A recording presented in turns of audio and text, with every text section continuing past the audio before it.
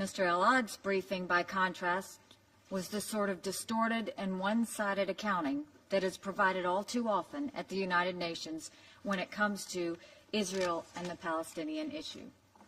It is why I have so often attempted to bring some diversity to our discussions of the challenges facing the Middle East. Rather than repeating the same tired points in this monthly session, I will take the occasion to focus on a matter of great significance that is taking place today in the Middle East, a matter that has received far less attention than it deserves. I urge my colleagues to listen, as your countries might unknowingly be affected by it. First, a little background. In less than 2 weeks, on October 30th, Iran will celebrate Student Besiege Day.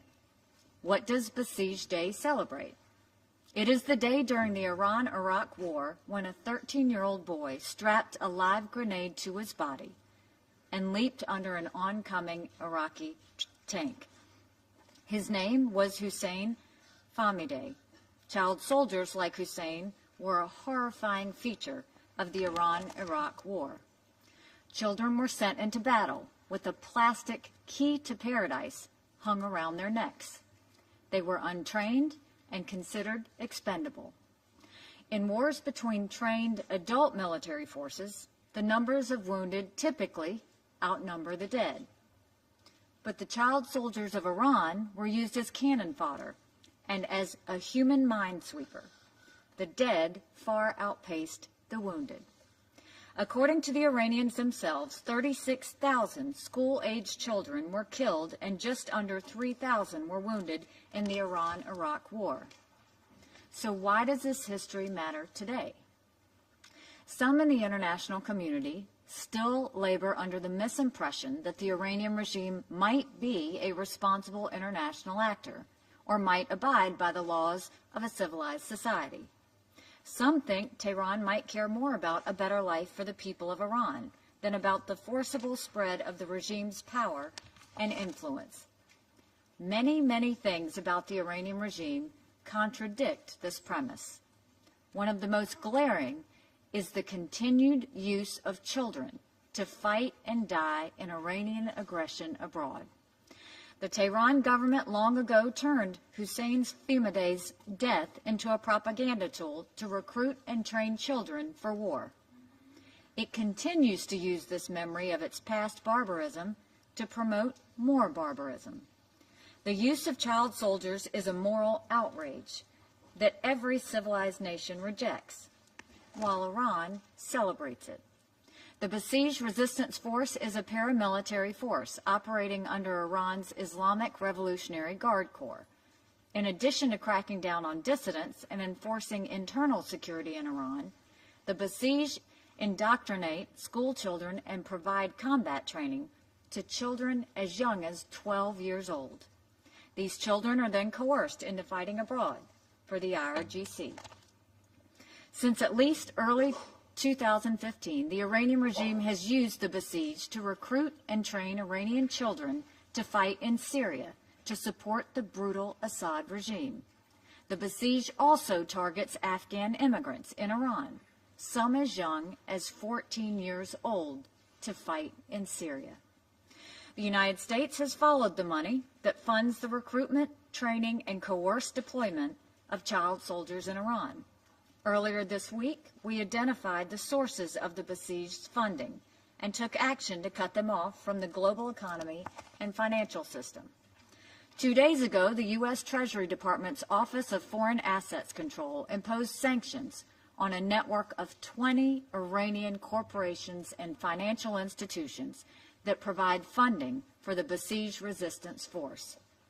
This network is deeply entrenched in the Iranian economy. It is comprised of multi-billion-dollar business interests operating in Iran's automotive, mining, metals, and banking industries. The network uses shell companies to hide the ownership of these interests. Many of the companies do substantial international business across the Middle East and Europe. The U.S. action targets banks, investment firms, and subsidiary mining and manufacturing companies. It includes the largest tractor manufacturing company in the Middle East and North Africa. It includes Iran's largest steel producer, which funnels millions of dollars each year to the Basij and its financial network. Our Treasury Department has done impressive forensic accounting to uncover the hidden and overlapping networks of businesses and financial institutions that fund the Basij forces' work.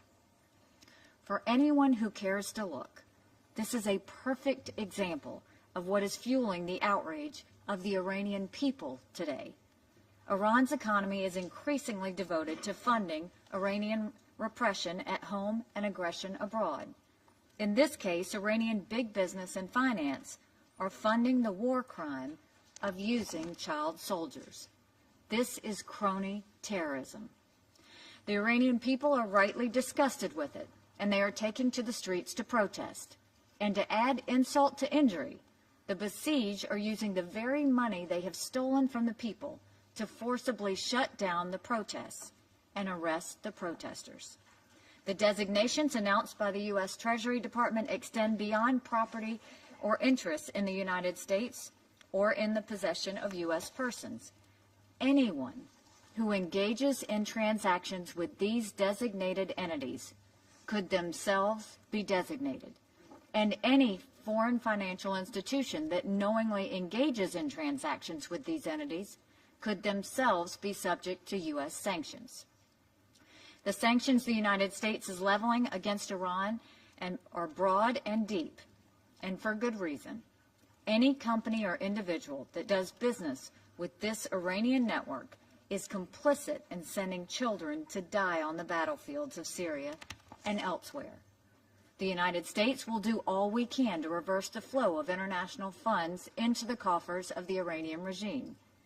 I thank everyone for listening today for their attention to this human rights crisis that is occurring in the heart of the Middle East. I urge my colleagues to join with the United States in helping to protect Iranian children from the government that is supposed to protect them. Thank you.